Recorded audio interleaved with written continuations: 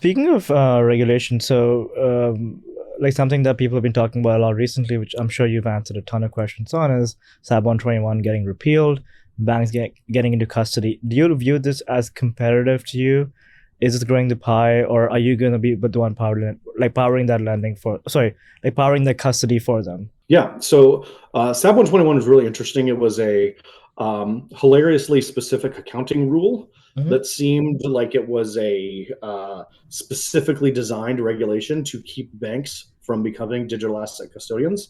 And so it was, you know, and at some sense, I got to say, like if your goal was to cut banks off from being able to do it, then kudos. Right. It was an incredibly well put together piece of accounting nuance that achieved that objective for a period of time. And so, what I would say there is that for the period of time while SAB 121 was in effect, was actually a great boon to our business. It Right. basically gave us a government-sponsored monopoly, which is like kind of tangibly unfair. And so we actually advocated against it, despite the fact that we're probably the only company in America that actually benefited from Hmm. SAB 121 coming forward.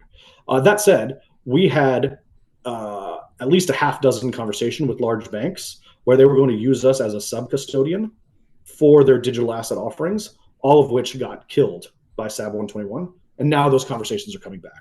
Okay. Those conversations are coming back where they're starting to say like, hey, how do we re-enter the digital asset space? It looks like things are going to be kind of more open under the next administration. What does it look like for us to come in?